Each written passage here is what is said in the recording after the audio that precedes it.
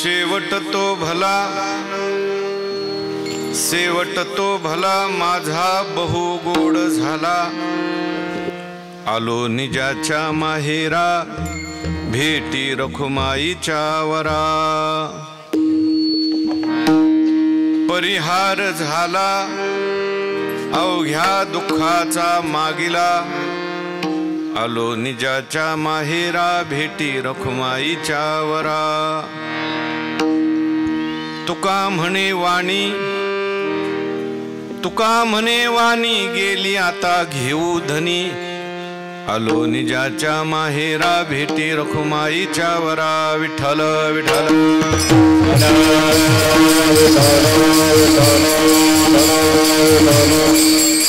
पांडुरंगा करू प्रथम नमन, दुसरे चरणा संतांचिया, त्यांच्या कृपादाने कथेचा विस्तारू बाबाजी सद्गुरु दास तुका।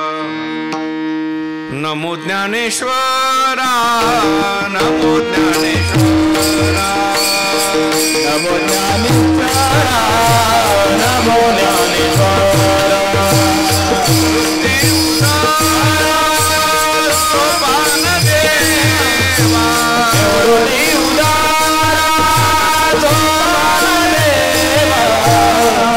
सवाई नमो त्रिभुवन पावनी, सवाई नमो त्रिभुवन पावनी, मुक्ताबाई नमो त्रिभुवन पावनी, मुक्ताबाई नमो त्रिभुवन पावनी।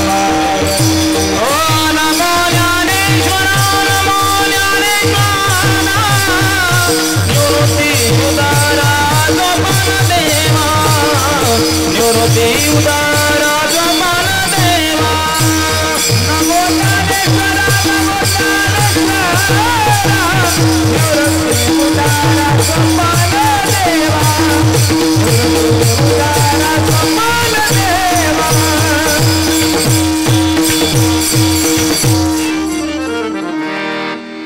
शेवट तो भला माझा बहु गोड झाला, आलो निजाच्या माहेरा भेटी रखुमाईच्या वरा।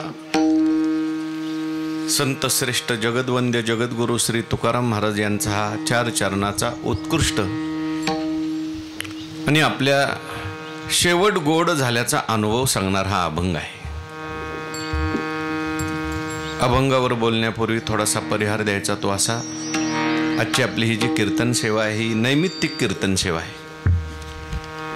भगवंताच्या कृपेने साधू संतांच्या आशीर्वादाने अनेक साधू संतांच्या पदस्पर्शाने पुनीत झालेल्या आपल्या या मोडवे गावामध्ये आपल्या या वस्तीवरती कैलासवासी खंडूभाऊ महादू ठोंबरे यांच्या पुण्यस्मरणाच्या निमित्ताने त्यांचा सर्व परिवार, श्रीमती लक्ष्मी खंडू ठोंबरे, बिरू खंडू ठोंबरे, गजानन खंडू ठोंबरे मुलगा, 2 मुलं आणि लाडाबाई मुलगी, सोना बहिणी, त्यांचे सर्व आप्त स्वकीय नातेवाईक आणि समस्त ग्रामस्थ मंडळ सर्वांच्या सहकार्याने सर्वांच्या प्रेमाने या ठिकाणी ही त्यांच्या पुण्यस्मरणाच्या निमित्ताने असलेली नैमित्तिक कीर्तन सेवा आहे।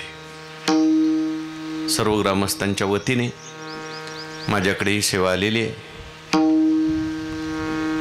सेवेकरता या ठिकाणी उपस्थित असलेले सर्व गुणीजन मंडळी, मृदंगाचार्य, गायनाचार्य, टाळकरी, बालगोपाळ मंडळ आणि समोर बसलेले सर्व भाविक भक्त, श्रोते, सज्जन, माता भगिनी सर्वांच्या चरणी वंदन करून आपण सर्वांनी मिळून टाळी वाजून कीर्तनात सहभागी व्हायचं आहे। विठ्ठल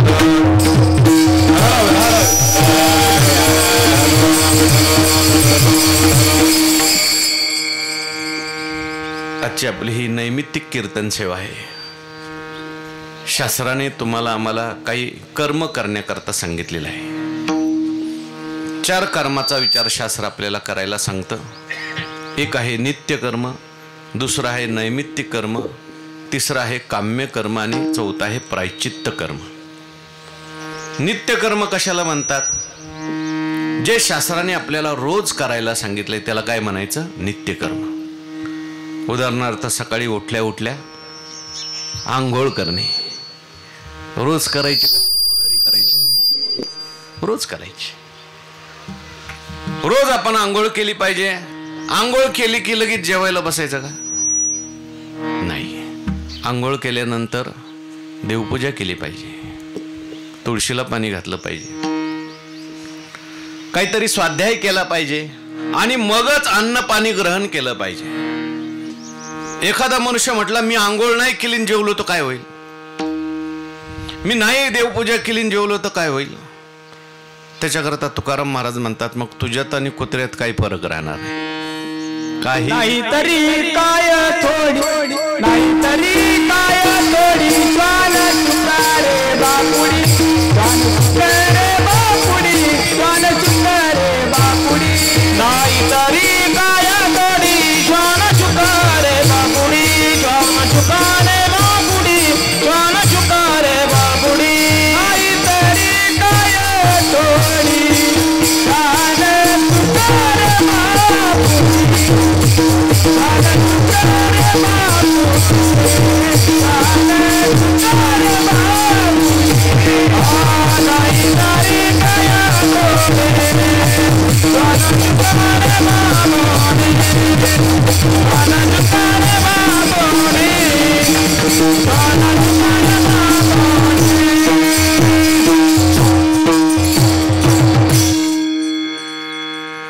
काही नित्य नेमावीन अन्न खाये तोची श्वान, वाया मनुष्यपण भार वाहे तो ऋषभ म्हटले. ऐका, माझ्याकडे लक्ष द्या. माणसाने नित्य कर्म केलं पाहिजे. रोज उठल्यानंतर जे करायला सांगितले त्याला नित्य कर्म म्हणतात. विशेष करून शास्त्राने गृहस्थाश्रमी माणसाला 5 यज्ञ रोज करायला सांगितले. किती यज्ञ करायला सांगितले? 5. त्याला पंचमहायज्ञ असं म्हणतात. देवयज्ञ, ब्रह्मयज्ञ, पितृयज्ञ, मनुष्ययज्ञ आणि भूतयज्ञ. देवयज्ञ केला पाहिजे. रोज उठल्यानंतर आपण देवाची पूजा केली पाहिजे. तुम्ही कशा करता देवाची पूजा करायची? देवाने आपल्याला बऱ्याच गोष्टी दिलेल्या आहेत. त्यांच्या उपकारातून आपण उत्तीर्ण होऊ शकत नाही. सूर्य आपल्याला लाईट देतो, रोज प्रकाश देतो. कधी सूर्याने आपल्याला लाईट बिल पाठवलं? सूर्य जर लाईट बिल पाठवायला लागला तर सूर्य आपल्याला प्रकाश देतो, चंद्र आपल्याला प्रकाश देतो. चंद्रामुळे त्या ठिकाणी झाडं जगतात. प्रत्येक इंद्रियावर माणसाचे एक एक देव आहे. आणि म्हणून सकाळी उठल्यानंतर देवांचं स्मरण करणं गरजेचं आहे. अग्निमुखी हवन, न करील देवता पूजन, प्राप्त वेळे भोजन ब्राह्मणाचे, काय विमुख होईल गुरुभक्ती, संतोष नेदिल ज्ञाती आपुली असं म्हटलेले. आपल्या जीवनामध्ये पंचयज्ञ सांगितले. त्याच्यामध्ये ब्रह्मयज्ञ आहे, रोज स्वाध्याय केला पाहिजे. पितृयज्ञ आहे, म्हणजे पितरांचं कार्य आपण केलं पाहिजे. भूतयज्ञ आहे, जे काही पशु पक्षी आहेत त्यांना सुद्धा आपण चारा खाऊ घातला पाहिजे, काही खाऊ घातला पाहिजे. पक्ष्यांना सुद्धा खाऊ घातला पाहिजे, कारण त्यांचा सुद्धा आपल्याला उपकार असतो. आणि मनुष्य यज्ञ आहे, आपल्याकडे एखादा अतिथी आला तर त्याची आपण सेवा केली पाहिजे. विठ्ठल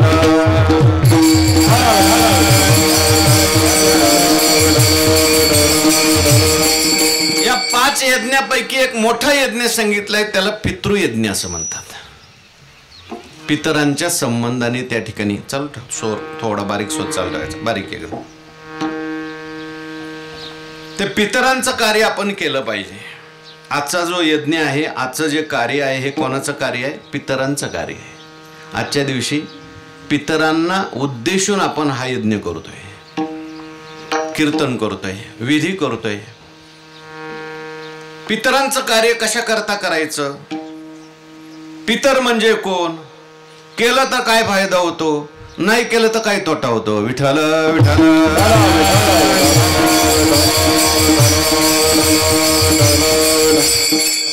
पितर शब्दाचा अर्थ आपले आई वडील, त्यांचे आई वडील, जे काय आपल्याला सोडून गेले, जे काय हयात आहेत, सगळ्यांना काय म्हणतात? पितर म्हणतात. असताना तर आपण त्यांची सेवा करायचीच करायची, परंतु गेल्यानंतर सुद्धा त्यांचं स्मरण करण्याकरता त्यांचं श्राद्ध केलं पाहिजे. बरेच वेळेला लोक असताना काही सेवा करत नाहीत, दुर्लक्ष करतात.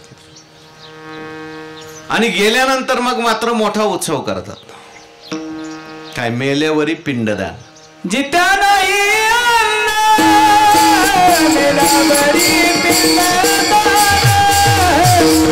मेल्यावरी पिंडदान, मेल्यावरी पिंडदान. ओ जित्या नाही मेल्यावरी पिंडदान, मेल्यावरी पिंडदान, मेल्यावरी पिंडदान. मेल्यावरी पिंडदान, मेल्यावरी पिंडदान,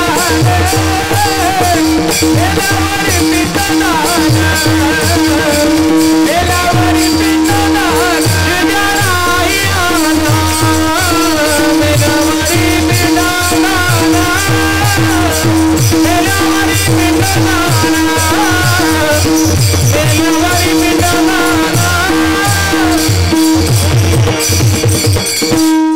तुकाराम महाराज म्हणतात, जित्या नाही अन्न आणि मेल्यावरी पिंडदान.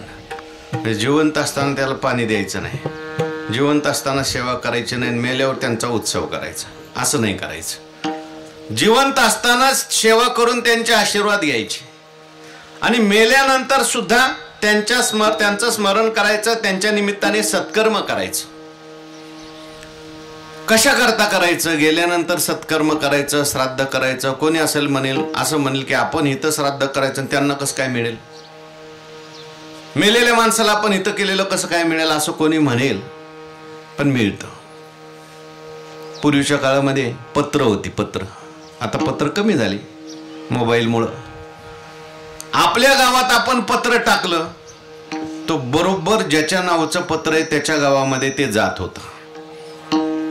एखादा म्हणले कसं जातं? पोस्ट खाता आहे ना मध्ये.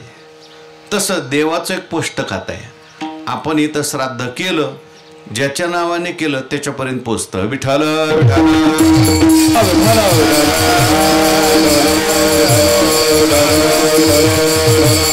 एखादी व्यक्ती मरण पावली, त्याने खूप धन कमवून ठेवलं, त्याने खूप शेती कमवून ठेवली, त्याने सगळं काही आपल्यासाठी केलं, घरं बांधून ठेवली, आणि मेल्यानंतर त्याला काहीच बरोबर घेऊन जाता येत नाही. आणि आपल्याला सुद्धा त्यांना काही पाठवता येत नाही. काही येतं पाठवता? एवढे पैसे ठेवले बाबा बँकेमध्ये, त्यांनी आता थोडेसे अर्धे त्यांना पाठवून दे, असं होतं का काय? बरोबर त्यांना तरी घेऊन जाता येतं का अनिल महाराज? आणि जर जाता येत असतं तर मला वाटत नाही कोणी इथं ठेवलं असतं. जर बरोबर घेऊन जाता येत असतं इथं कोणीच ठेवलं नसतं, जो तो आपलं घेऊन गेला असता. पण तशी व्यवस्था नाही. अहो, आपले इथले पैसे परलोकात जाऊ द्या, परदेशात सुद्धा चालत नाही. का चालतात?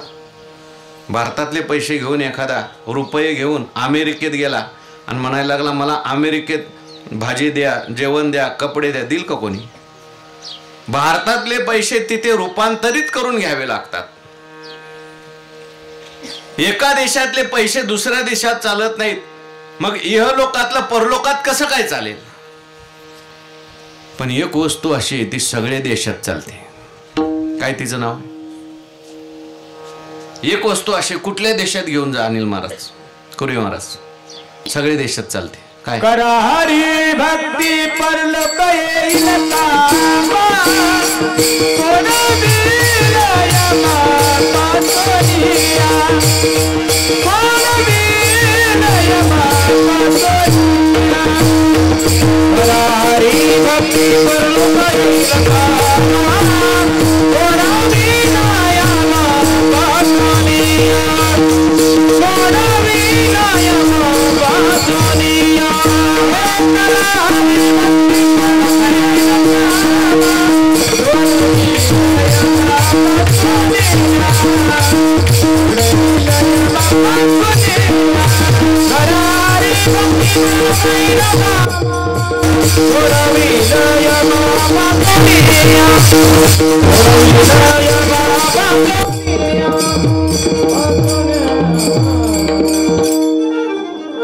एक वस्तू अशी की ती सगळ्या देशात चालते, त्याला सोनं असं म्हणतात.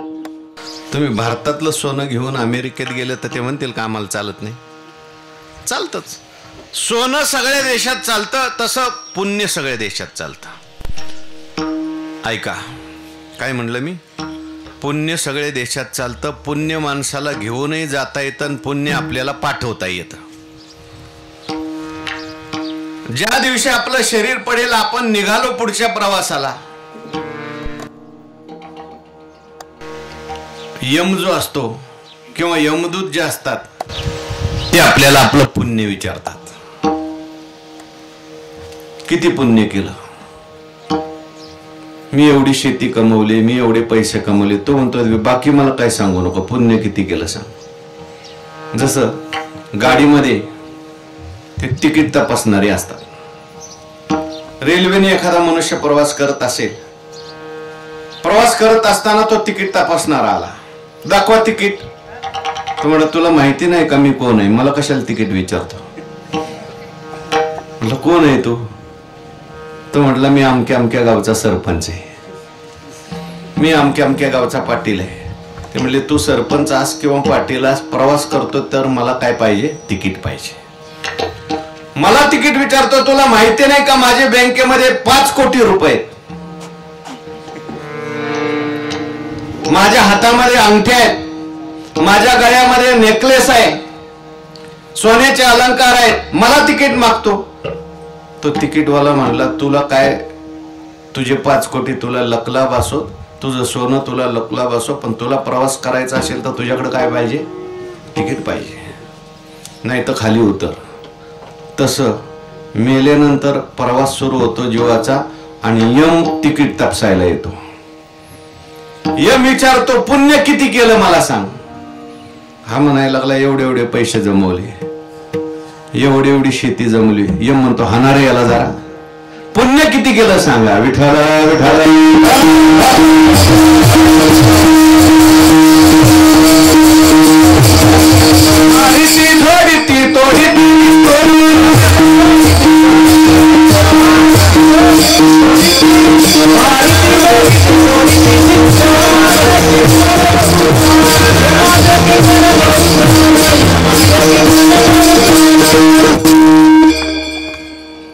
पुण्य पाहिजे.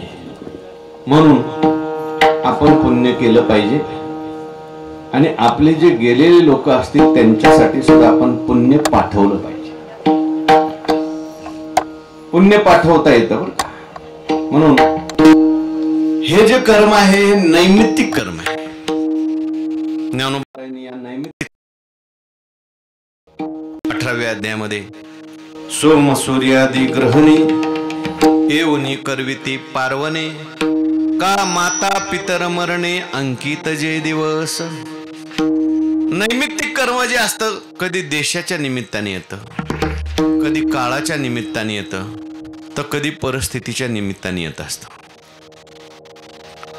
एखादी व्यक्ती गेली, एखाद्याचा जन्म झाला की नैमित्तिक कर्म करायला सांगितलंय. त्याच्यामध्ये माता पितर मरणे अंकित जे दिवस, आपले आई वडील ज्या तिथीला गेले ती तिथी म्हणजे मुलांच्या करता एक प्रकारचा पर्व काळ असते. म्हणून त्या तिथीला मुलांनी आई वडिलांच्या प्रीत्यर्थ त्यांचं श्राद्ध केलं पाहिजे. केवळ श्राद्धच करू नये, त्यांच्या निमित्ताने काहीतरी अन्नदान करावं, सत्कर्म करावं आणि कीर्तन नामस्मरण चिंतन करावं. आणि म्हणून आपला हा कीर्तनाचा कार्यक्रम आहे. विठ्ठल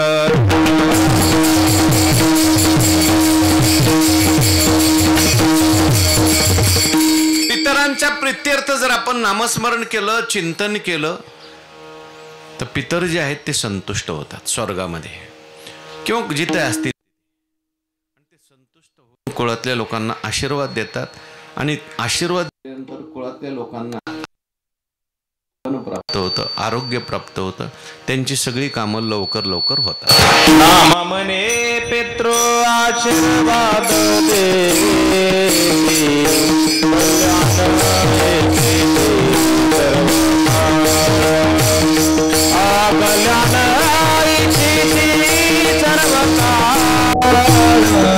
कल्याण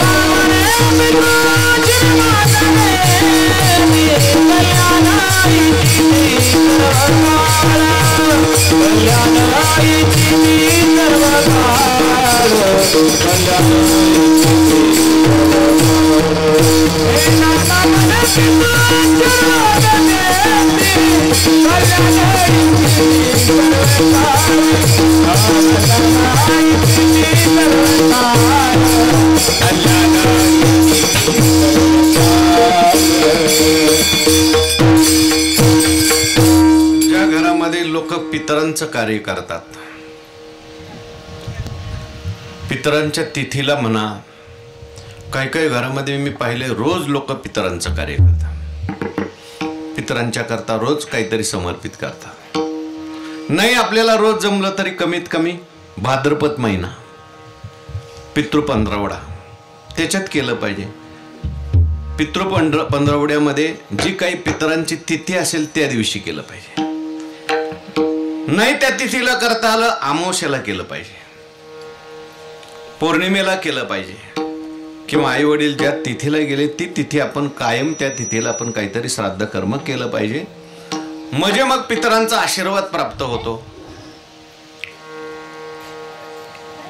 आणि जर पितरांचं कार्य केलं नाही तर पितर आपल्यावर रुष्ट होतात, रागवतात. आकटा त्याचे करीते पितर, आकटा त्याचे करीते पितर, आकटा त्याचे करीते पितर, आकटा त्याचे करीते. वंशी दुराचारी पुत्र झाला, वंशी दुराचारी पुत्र झाला, वंशी दुराचारी पुत्र झाला. पितर जे असतात ते आहाकटा करतात, ते वाट बघत असतात. मी यांच्याकरता काबाड कष्ट केलं, एवढी शेती मिळवली, मी यांच्याकरता एवढ्या खस्ता खाल्ल्या, एवढं धन कमवून ठेवलं, यांच्याकरता मी विहीर पाडली, यांच्याकरता पाईपलाईन आणली, यांच्याकरता मी खोटं नाटं बोललो, यांच्याकरता मी काय काय केलं. आणि आज माझा आज माझी तिथी असून घरातला एक माणूस सुद्धा माझं स्मरण करत नाही. काय वाटत असेल पितराला. आणि मग पितर तिथून शाप देतात. आणि पितरांचा जर शाप प्राप्त झाला, शास्त्रामध्ये असं म्हटलंय, रक्तम पिबंती. नुसते शापच देत नाहीत, हळूहळू त्या माणसांचं रक्त सुद्धा प्यायला सुरुवात करतात पितर. गरुड पुराणात आलं. आणि मग त्या माणसांना अडचणी सुरू होतात. कोणाचं लग्नच जमत नाही, कोणाला मुलंच होत नाही, झालं तरी ते टिकत नाही. मग ते ब्राह्मणाकडे जातात. ते म्हणतात तुम्हाला पितृदोष आहे. पितृदोष म्हणजे काय? पितृदोष म्हणजे हेच आहे, पितरांचं कार्य नीट व्यवस्थित केलं नाही, त्यांचं स्मरण केलं नाही. म्हणून आपल्या पितरांचं आपण स्मरण केलं पाहिजे. आई वडिलांचं, आजोबाजींचं एक दिवस आपल्याला करायला काहीच हरकत नाही. आणि म्हणून त्यांच्याकरता हे कीर्तन आहे. विठ्ठल विठ्ठल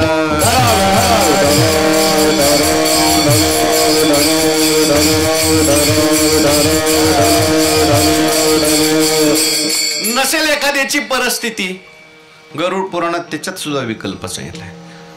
एवढं मोठा खर्चच केला पाहिजे असं काही नाही, फार मोठं कीर्तनच केलं पाहिजे असं काही नाही. आपल्याला जेवढं शक्य असेल तेवढं आपण करायचं. घरातल्या घरात सुद्धा आपण 2 माणसं जीव घालू शकतो. घरातल्या घरात आपण नामजप करू शकतो. घरातल्या घरात आपण हरिपाठ म्हणू शकतो.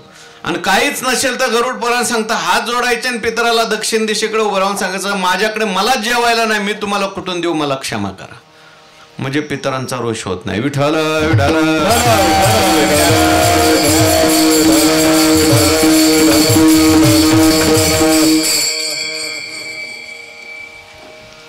म्हणून तुकाराम महाराजांचा अभंग आपण निवडलेला आहे. या अभंगात तुकाराम महाराजांनी आपल्या शेवटाचं वर्णन केलंय, शेवटाचं चिंतन केलंय. बहुतेक माणसाला शेवट आवडत नाही.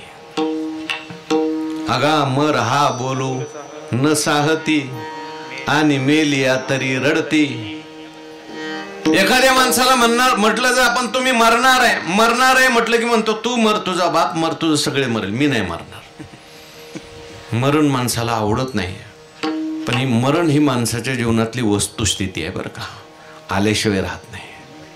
सामान्य मनुष्य जो आहे तो मरणाला विसरून गेलेला आहे, पण साधू संत जे असतात, ज्ञानी जे असतात, ते मात्र आपल्या मरणाची आठवण ठेवतात. विठ्ठल विठ्ठल.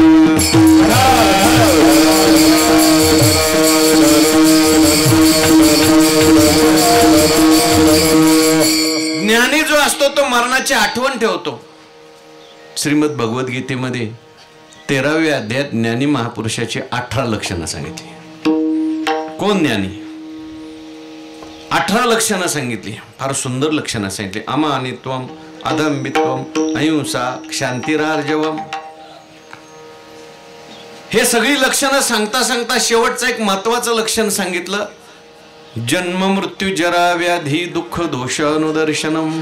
जो ज्ञानी असतो तो आपल्या जीवनात अनुदर्शन करतो. अनुदर्शन करतो म्हणजे वारंवार विचार करतो. कशाबद्दल विचार करतो? घर बांधायचा, शेती घ्यायचा, तो सामान्य मनुष्यही करतो, पण ज्ञानी विचार करतो जन्माचा. आपल्याला जन्म का आला?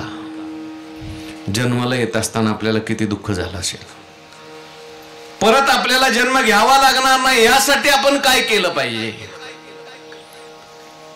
आता जन्म तर झालेलाच आहे, पण पुढे रोग येणार आहेत, मृत्यू येणार आहे.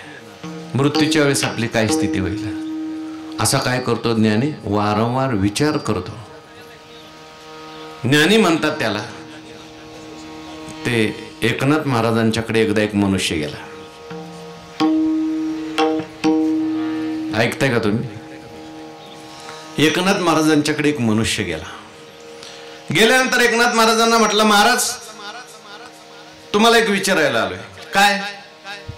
म्हटले, अहो तुम्ही सारखं नामस्मरण करता, कधी भांडण करत नाही, कधी रागद्वेष करत नाही, पाप करत नाही, याचं वर्म काय आम्हाला सांगा. आम्ही किती जरी ठरवलं भांडायचं नाही, आम्ही किती जरी ठरवलं पाप करायचं नाही, आम्ही किती जरी ठरवलं रागद्वेष करायचा नाही, तुम्ही तिकडे जा, ते बोलतात त्यांना बंद करा, जा जावा जावा. विठ्ठल विठ्ठल विठ्ठल.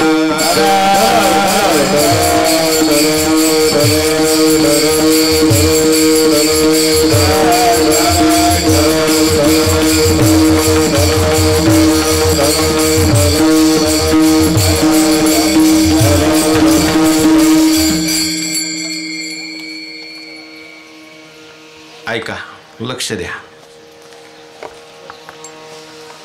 आम्ही किती जरी ठरवलं भांडायचं नाही, पाप करायचं नाही, कीर्तनात बोलायचं नाही, तरी आमच्याकडून बोललंच जात.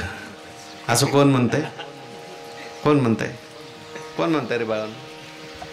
असं कोण म्हणतंय? असं कोण म्हणतंय? ऐकता का नाही तुम्ही? असं कोण म्हणतंय कोणाला? कोण कोणाला म्हणाले? कोण कोणास म्हणाले? अनिल महाराज. असं एक मनुष्य एकनाथ महाराजांना म्हणाला. काय म्हणाला? आम्ही किती जरी ठरवलं भांडायचं नाही, आम्ही किती जरी ठरवलं रागद्वेष करायचा नाही, तरी आमच्याकडून होतो. तुम्ही सारखं नामस्मरण करता, रागद्वेष करत नाही, याचं वर्म काय ते आम्हाला सांगा. असं म्हटल्यानंतर एकनाथ महाराज हसले बरं का. महात्म्यांची सांगण्याची पद्धत वेगळी असते. म्हणजे हे बघ, तुझ्या प्रश्नाचं उत्तर मी देणार आहे, पण आज नाही, परवाच्या दिवशी. पण तू आल्या आल्या मी तुझ्या चेहऱ्याकडे बघितलं. तुझा चेहरा पाहिल्यावर मला थोडंसं भविष्य कळतं. चेहरा पाहून, तुझा चेहरा पाहिल्यावर मला कळलंय की आजपासून 7व्या दिवशी तू मरणार आहे. पण तू घरी जा, परवा दिवशी तुझ्या प्रश्नाचं उत्तर देतो. परवा दिवशी सकाळी सकाळीच आला. काय तुझा प्रश्न आहे? माझा प्रश्न हा होता, तुम्ही कधी भांडत नाही, रागद्वेष करत नाही, पाप करत नाही, सारखं नामजप करता, याचं वर्म काय मला सांगा. नाथ महाराज हसले. म्हटले, एवढ्या 2 दिवसात तू किती भांडला सांग. एवढ्या 2 दिवसात तू किती पाप केलंस सांग.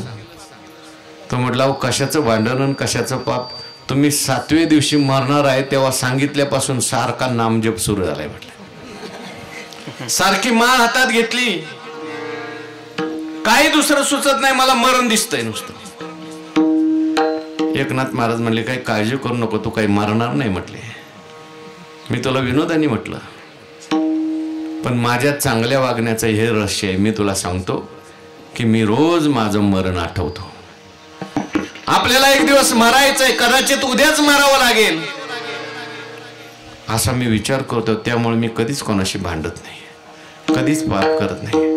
माणसं का वाईट वागतात, त्यांना असं वाटतंय आपण मरणारच नाही. विठ्ठल विठ्ठल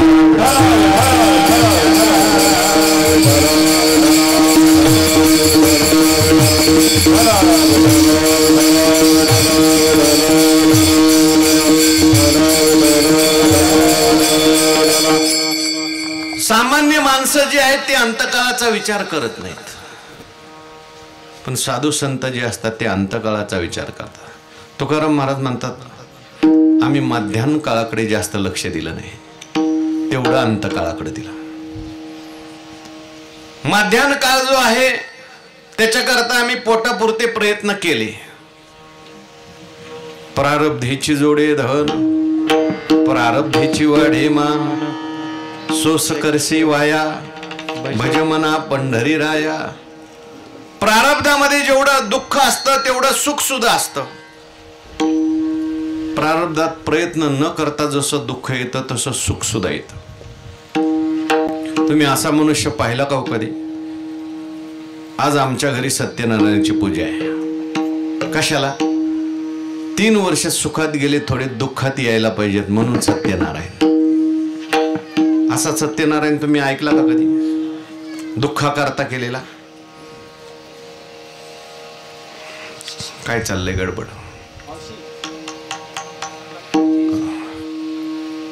हो, ते होईल हळूहळू बदल. अजून त्यांना माहितीच नाही कीर्तन काय असते. विठ्ठल विठ्ठल विठ्ठल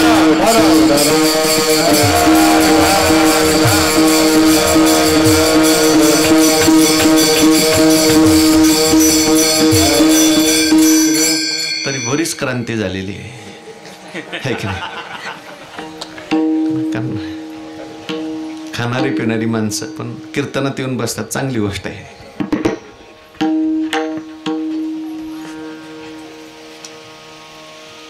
काय बोलत होतो, काय सांगत होतो? कीर्तन सांगत होतो. हा,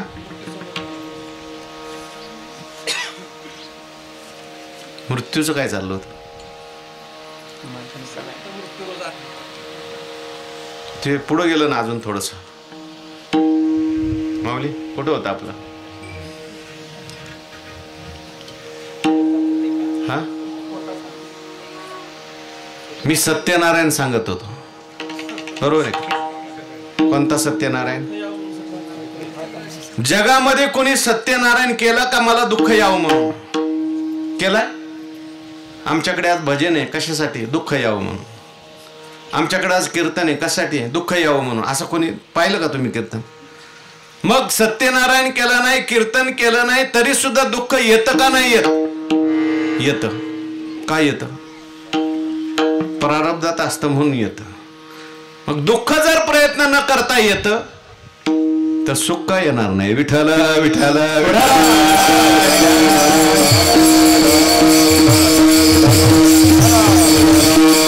याचा अर्थ आपण काही करायचं नाही असं नाही बरं का. पण करत असताना ज्याच्याकरता मनुष्य देह प्राप्त झालाय ते पण केलं पाहिजे. शेवटाकडे सुद्धा आपलं लक्ष असलं पाहिजे, कारण शेवट म्हणजे माणसाच्या जीवनातली परीक्षा आहे. जसं मुलांना शाळेमध्ये काही परीक्षा असतात, काही काही मुलं असे असतात वर्षभर अभ्यास करतात आणि नेमक्या परीक्षेच्या वेळेस आजारी पडतात, नापास होऊन जातात. आणि काय काय बहादर असे आहेत वर्षभर काहीच अभ्यास नाही, शेवटचा महिनाभर असा अभ्यास करतात पहिलाच नंबर काढतात. मरण ही माणसाच्या जीवनातली परीक्षा आहे. राम राम दोन्ही अक्षरी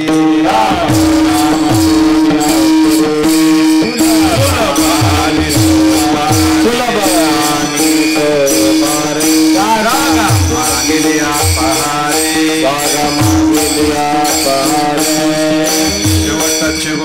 शिखरी गा रामकृष्ण वासुदेवा जाणवे तसे जना सेवा जरी चिपळीया ताळ घागऱ्या बसगा रामकृष्ण वासुदेवा शेवटाचे गोडचे दर्या रामकृष्ण वासुदेवा जाणवे तसे जना सेवा जरी चिपळीया ताळ घागऱ्या बसगा रामकृष्ण वासुदेवा रामकृष्ण वासुदेवा. शेवट महत्वाचा आहे, कारण शेवटावर सगळं पुढचं अवलंबून आहे. शेवट गोड झाला पाहिजे. पण तुम्ही म्हणाल शेवट गोड होणं म्हणजे काय आणि शेवट होणं म्हणजे काय? तुम्ही आम्ही ज्याला शेवट समजतो तो खरा शेवट नाही. आपण कशाला शेवट समजतो? ज्या दिवशी मनुष्य मरतो आपण म्हणतो त्याचा शेवट झाला. पण मेल्यावर जर शेवट झाला असता तर श्राद्ध करायची गरज आहे का? ज्या अर्थी आपण श्राद्ध करतो त्या अर्थी तो मनुष्य आहे म्हणून करतो का कायमचा संपला म्हणून करतो? आहे म्हणून करतो ना. जरी या देहात गेला असला तरी कुठंतरी तो आहे, म्हणजे अजून शेवट झालेला नाही. हे शरीर जरी पडलेलं असलं तरी दुसरं कुठंतरी शरीर त्याला मिळत असतं. मी उदाहरण सांगत असतो मोबाईलचं. आपल्याकडे मोबाईल आपण वापरतो आणि मोबाईल जो आहे तो 4-5 वर्ष झालं की खराब होतो, बटणं खराब होतात, काय होतं. मग लोक काय करतात, नवीन बाजारातून मोबाईल आणतात आणि काय करतात, आपलं जुन्या मोबाईलमधलं कार्ड काढतात, जुनं खोकं फेकून देतात आणि नवीन मोबाईलमध्ये आपलं कार्ड घालतात आणि लगेच नवीन मोबाईल चालू. मागच्या कार्डातला बॅलन्स ह्या नवीन मोबाईलमध्ये आला. तसं शरीर म्हणजे मोबाईलच आहे. 60-70 वर्ष झाली की ह्या शरीर रूपी मोबाईलची बटणं खराब होतात. कोणाचं डोळ्याचं बटन खराब झालं, कोणाचं कमरेचं खराब झालं, कोणाचं पायाचं खराब झालं, पण मोबाईल सोडायची माणसाची तयारी नाही. मग देव काय करतो, हा शरीर रूपी मोबाईल आपल्याकडून हिसकावून घेतो आणि या शरीर रूपी मोबाईलमध्ये असलेलं कार्ड असतं त्याला सूक्ष्म शरीर म्हणतात. ह्याच्यात आत एक शरीर आहे, त्याच्यात आत एक शरीर आहे, ते आतलं शरीर बाहेर काढतो. देह जेव्हा पडतो आपण 10व्या दिवशी पिंड तयार करतात आणि त्या पिंडाने त्याला अतिवाहिक देह मिळतो, म्हणजे दुसरा देह, त्याचं सूक्ष्म शरीर ते पिंड शरीराबरोबर जात असं बाहेर जात. म्हणजे काय, जरी शरीर पडलं तरी सुद्धा शेवट झाला नाही. भगवान परमात्मा गीतेत सांगतात, वासांशी जीर्णानि यथा विहाय नवानि गृह्णाति नरोपराणि तथा शरीरानि विहाय जीर्णा न्यन्यानि संयाति नवानि देहि. वजन पेटी कोणता राग आहे? जैसे जीर्ण वस्त्र सांडिजे मग नूतन वेढिजे तैसे देहांतरा ते स्वीकारिजे चैतन्य नाथे. केले कर्म झाले त्याची भोगा, केले कर्म झाले त्याची भोगा, केले कर्म झाले त्याची भोगा, कर्म झाले त्याची भोगा.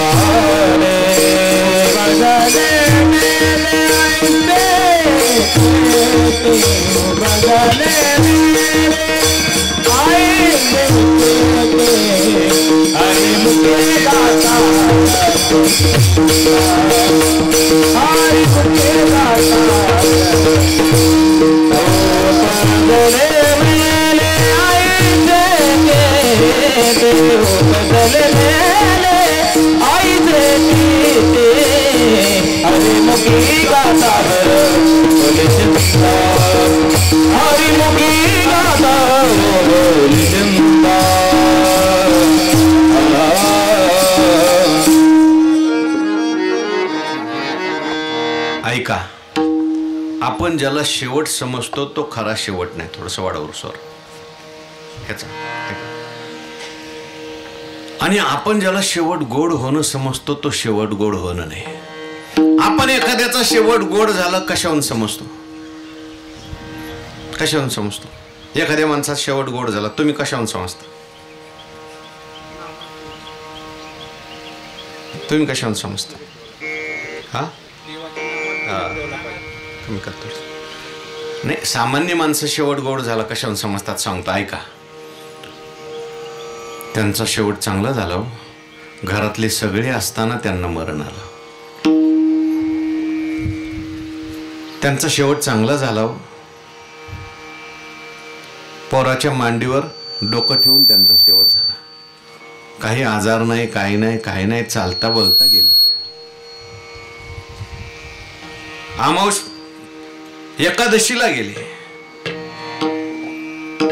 आळंदीत गेले, पंढरपुरात गेले.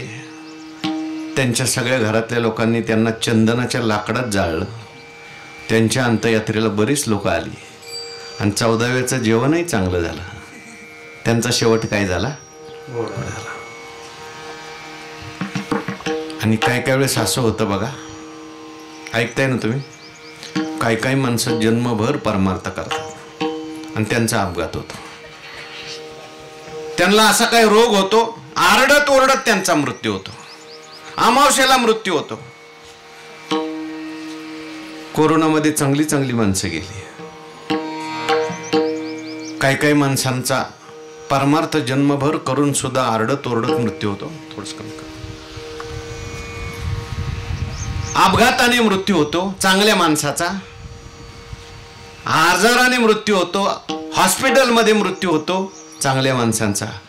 आणि कधी कधी असंही दिसून येतं, खाऊ नाही ते खाल्लं, पिऊ नाही ते प्याला आणि नेमका एकादशी दिवशी शांततेत मेला. असे असतात. लोक म्हणतात यांनी एकादशी साधली, यांचं असं का झालं? जन्मभर परमार्थ केला आणि त्यांचा अपघात का झाला? जन्मभर परमार्थ केला आणि त्यांना कॅन्सर का झाला? असं व्यवहारात दिसून येतं. पण लक्षात ठेवा, शेवट गोड जे आहे केवळ बाह्य स्थितीवर अवलंबून नाही. विठ्ठल विठ्ठल विठ्ठल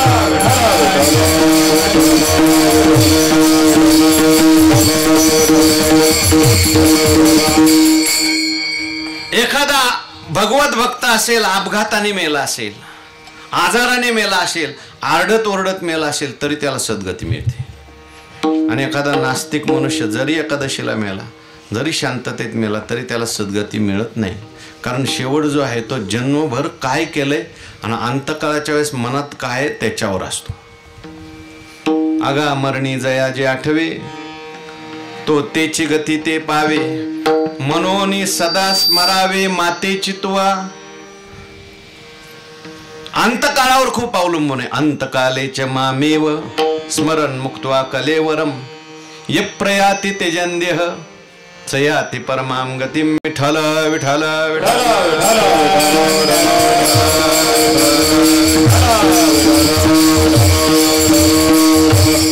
अंतकाळ जो आहे तो अंते मती सा गती. अंतकाळाच्या वेळेस आपल्या मनात काय विचार आहेत त्याच्यावर आहे. एखादा मनुष्य अपघाताने मेला असेल, मनात जर देव असेल तर त्याला सद्गती. आरडत ओरडत गेला असेल, मनात देव असेल, सद्गती. आणि एखादा कीर्तनात मेला असेल, मनात पाकिट असेल तर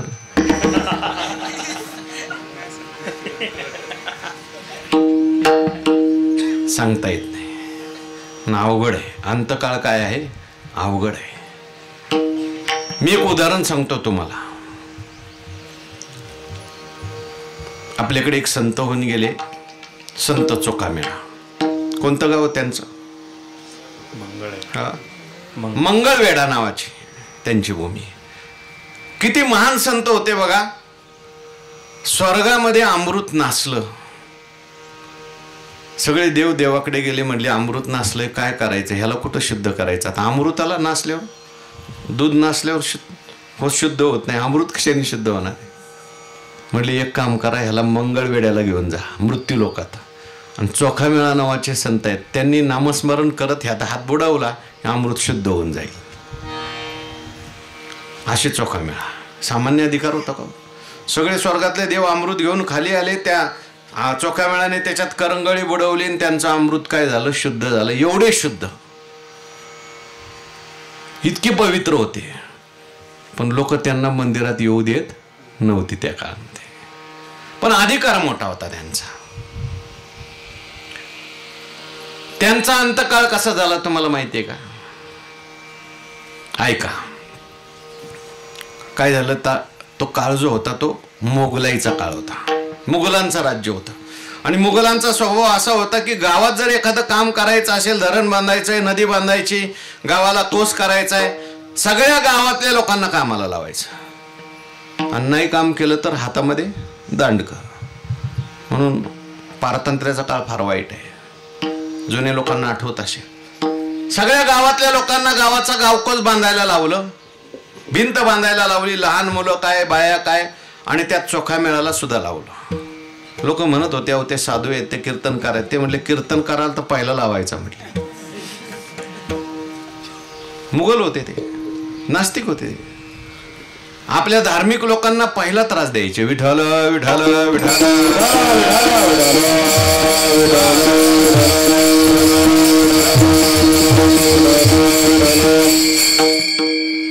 छत्रपती शिवाजी महाराज झाले, संभाजी महाराज झाले, म्हणून हे आज आपण बघतोय दिवस.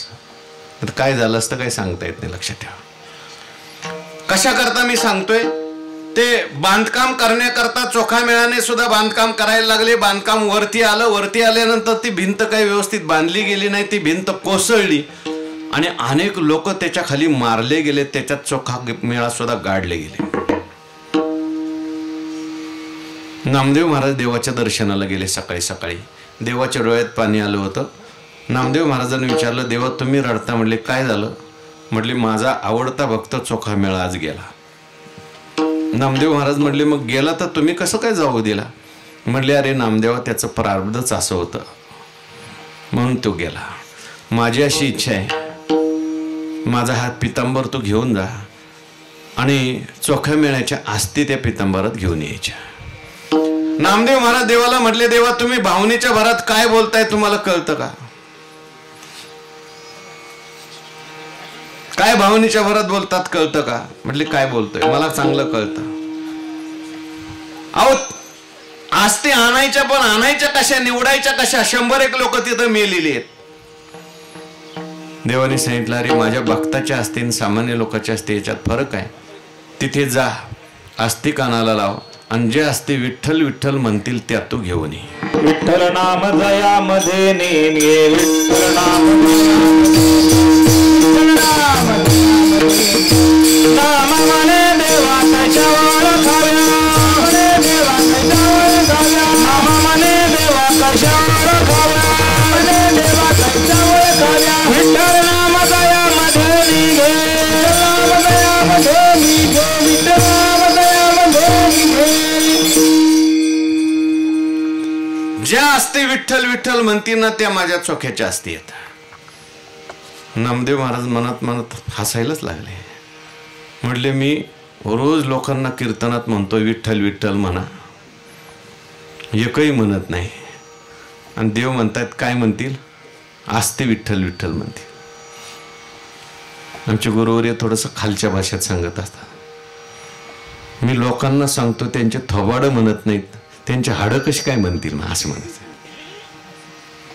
पण आता देवाने सांगितलंय म्हणून गेले नामदेव महाराज. भला मोठा ढीग पडलेला होता. त्या ढिगाच्या एका बाजूला नामदेव महाराजांनी सुरुवात केली.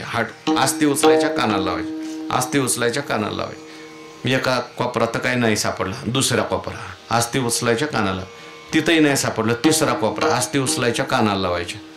मग नामदेव महाराजांना वाटलं देव भावनेच्या भरात बोल, आस्ती कुठं विठ्ठल विठ्ठल म्हणत असतात. पण आता देवाने सांगितलं शेवटचा कोपरा. गेले शेवटच्या कोपऱ्यात आणि शेवटच्या कोपऱ्यात एक हाड उचललं आणि कानाला लावलं. आवाज आला ना, विठ्ठल विठ्ठल विठ्ठल विठ्ठल विठ्ठल विठ्ठल विठ्ठल विठ्ठल विठ्ठल विठ्ठल